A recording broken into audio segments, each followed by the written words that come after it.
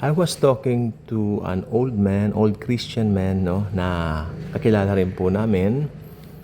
In-state lang niya yung kanyang belief, no, yung paniniwala niya.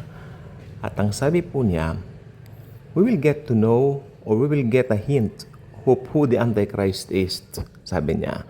Then right after that, dadagitin daw tayo. Paniwala niya na magkakaroon daw tayo ng sense kung sino siya. At nagpapangalan po siya, pero hindi ko na po papanggitin ang pinapangalan niya. At then after that, afterwards, ira-rapture daw tayo. Then tinanong ko siya, Uncle Kako, what do you believe? Yung rapture mo magaganap, nasa gitna ng tribulation o nasa post ng tribulation? Then sabi niya, hindi. Pag nalaman na natin yung Antichrist, ira-rapture daw tayo. Sabi ko, hindi po ba sabi sa Bible may restrainer yung mga believers and hindi lalabas yung Antichrist kung yung mga believers ay nandito pa rin sapagkat ma-broadcast natin sa mga social media natin na yung gawain niya ay gawain ng Antikristo at yun mismo yung Antikristo.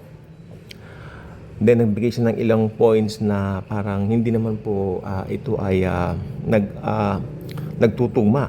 Actually, hindi rin po siya hindi rin po siya mid-trib, hindi rin po siya post-trib. Medyo sabi niya, parang hindi rin siya pre-trib, parang kakaiba yung view na in-state, no? So, medyo, ayan pong sinasabi ko, kaya if we don't analyze the Bible, ever since, kasi nung nag-aral tayo ng eschatology, inaral din po namin yung iba't ibang views. You know what? Nag-aral po kami ng eschatology. Hindi lang po binabato sa amin yung views na dapat paniwalaan. Inaral namin bawat views. We studied all of the views. No? May libro po dyan, may mga papers dyan na kinakalkal ko nga eh. Alam mo, nakakatamad na magbasa. Nakakatamad na rin magbasa minsan. No? Pero minsan kailangan natin. May mga ginuhitan ako doon, no? Nasa Bible school kami. Yung hinighlightan ba? Mga ganyan. Matagal na yung papel kaya medyo naglulukot-lukot na rin. Siguro may 10 years na yun almost and all that. I don't know. Yeah, mga ganyan.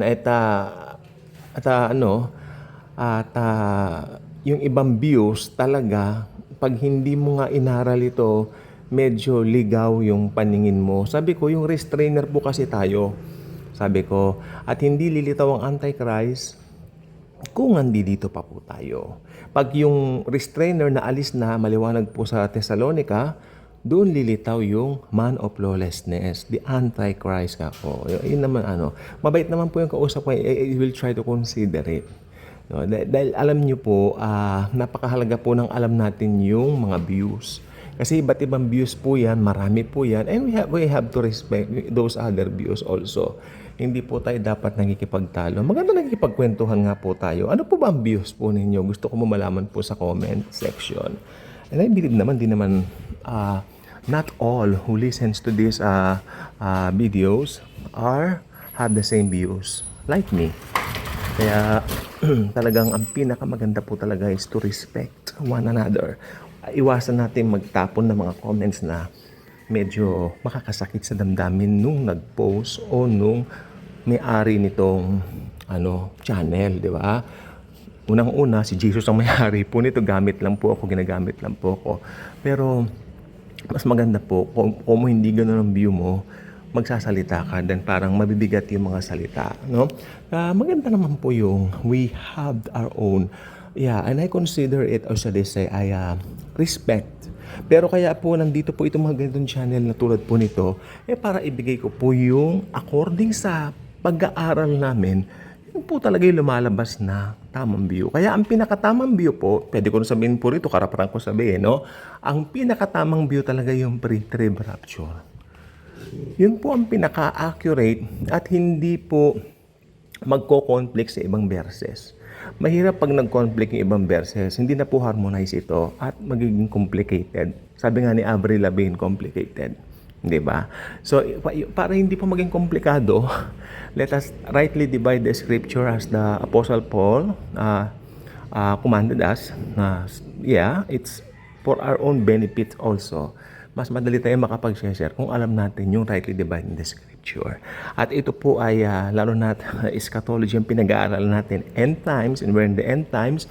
Pag hindi po natupad ng isang event or isang panghula, hindi po nangangahulugan na hindi ito matutupad. Matutupad po ang lahat na nakasulat sa Bible. Matutupad po. Yung Israel noong 1948, ito po ay natupad ng talagang biglaang natupad at marami po right after that ang nag-aral na po ng eschatology dahil wow, di ba? Very exciting po kaya ang prophecy. Kaya yung mga hindi nag-aaral ng prophecy, I mean, it's so sad on their part. Sayang naman, wala silang excitement sa buhay.